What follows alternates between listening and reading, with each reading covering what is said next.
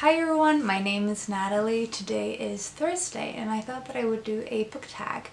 So I was tagged by Clary's Books for the literary fiction book tag, which was originally created by Jasmine Reeds. I will link both of their videos in the description and definitely check them out. They have a lot of valuable things to say about literary fiction. So the first question is, how do you define literary fiction? It is kind of a difficult thing to define, but I have been thinking about it a lot after hearing their definitions especially. I think for me, literary fiction is writing that explores interesting themes, that has beautiful writing, or that puts a lot of value into beautiful writing, or that is experimental in some way, particularly playing with the form, the narrative style, playing with the rules of what fiction can be. And I think all of these things can sometimes come together, or just maybe there's just one of these things, but I think most literary fiction has at least one of these things. But in particular, what for me what signifies literary fiction and these particular ingredients is that these are more important than the plot itself, than the main storyline, the themes, or the beautiful writing and skillful craftsmanship of the writing, and the playing with the structure and sort of going beyond the genre. I think those are the things that matter more in literary fiction in comparison to genre fiction, where a good story is sort of the heart of the book.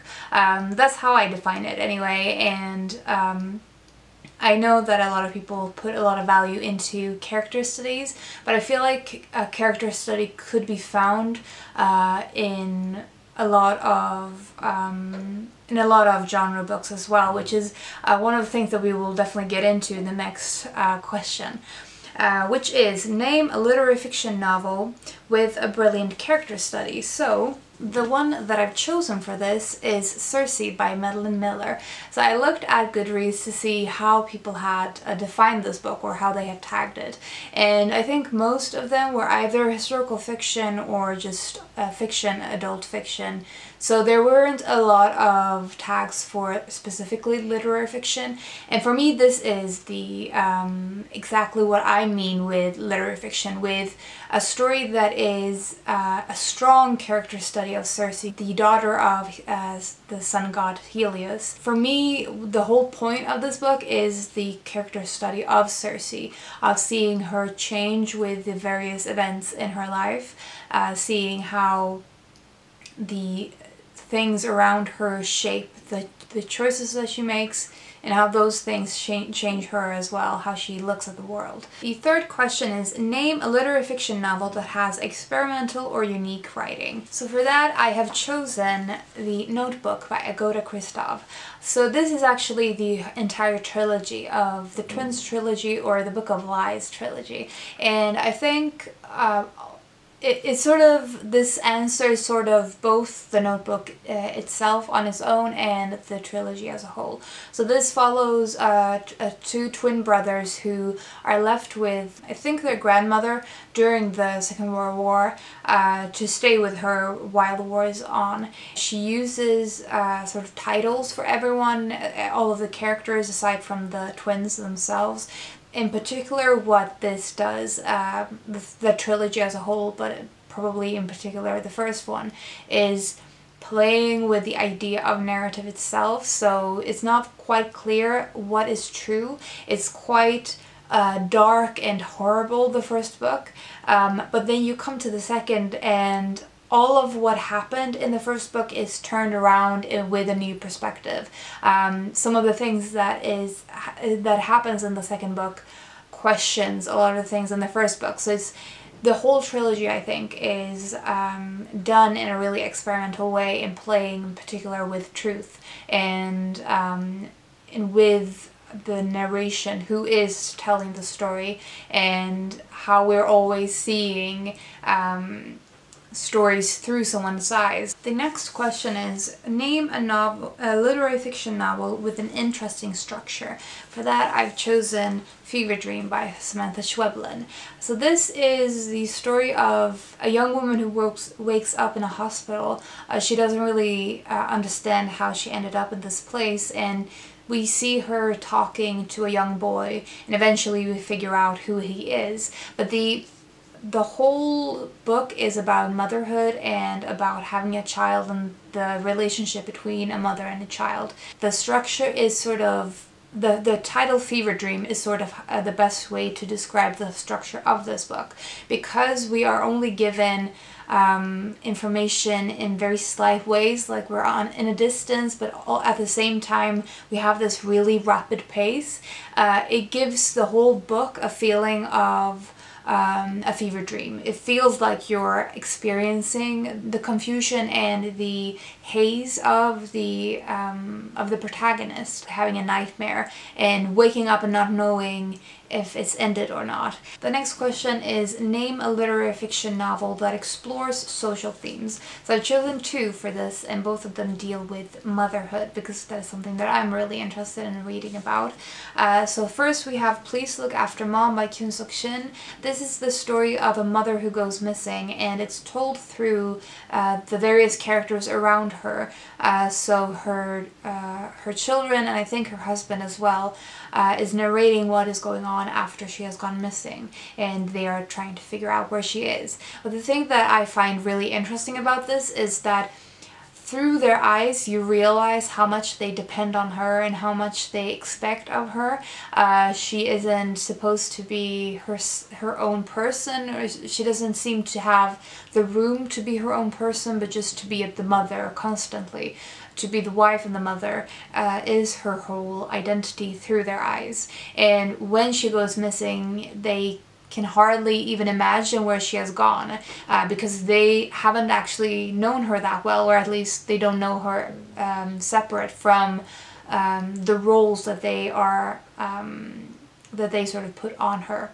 And then we have Beside the Sea by Veronique, Olmi, and this is also, as I said, a book about motherhood, but this one is more of a dark and sad version. So I mean, both of them deal with some of the negatives of motherhood, but with Beside the Sea we open the book with a mother who is with her two sons, and it seems like she's sort of left her old life behind, and there's trouble in her past, but it's not quite clear what has happened to where the book opens, when she's quite lost and desperate. So a lot of this book is about her being a mother, having all of that responsibility, seemingly having a lot of other things going on, possibly being the victim of abuse, and how she completely fails in carrying all of this all of the responsibility and weight of the mother role. It is quite a dark book, and I found it a bit horrifying to read, but I think it is one of the most memorable books I've read in terms of books on motherhood for a long time. The next question is, name a literary fiction novel that explores the human condition. So for this I've chosen The Summer Book by Tove Jansson. So I mean, I could have probably chosen a lot of books for this question, but this book is about a father with his son and his mother, so the grandmother of the daughter. They spend a summer on an island, and it's just about their living on this island for the summer. So it's basically told in small vignettes of their life. We have the older character, the grandmother, and we have the child, and both of them are sort of dependent on the father. So for me, it is a really good commentary about how we lose agency as elderly people, or as children we have less agency and become dependent on someone else, and how difficult it can be to live like that. How limiting it can feel as a child to have to be completely dependent on an adult, but how in particular how hard it can feel as an old person to lose the control to make your own decisions and to live life as you wish because you become dependent on someone else to take care of you. So I think this book shows the both sides of the spectrum of dependence. And something that I really appreciate in books. The next question is, name a brilliant literary hybrid genre novel. That was difficult to say. And for that, I'm going with The Name of the Rose by Umberto Eco. This is a historical fiction novel that, in my opinion, is definitely literary fiction.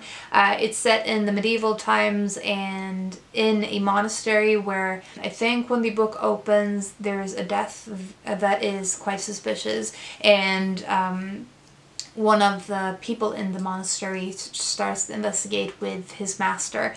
And so it's sort of a historical fiction novel, it's sort of a crime novel set in the medieval times, but in my opinion it's definitely literary fiction because, first of all, it is fantastically written. There's a lot of commentary, especially to do with religion and on the way to practice religion and Christianity in particular throughout this book. There's a lot of discussion around writing and of libraries and the value in conserving texts.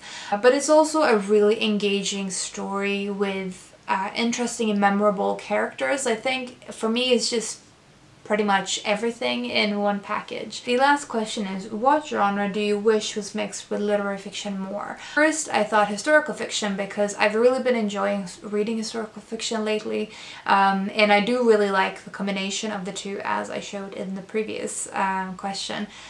But I do feel like there's quite a lot of historical fiction with literary fiction style to them, or beautiful writing and all of the other ingredients that I talked about. So I don't really know if there's a need for more of that kind. I think there's a lot out there already.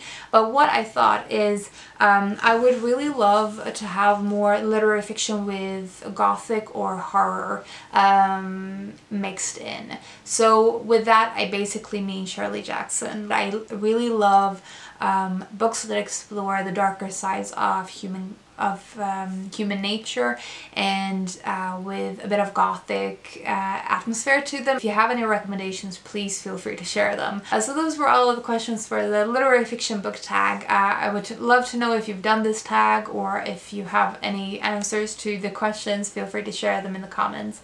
I hope you're having a fantastic day, and I will talk to you soon. Bye.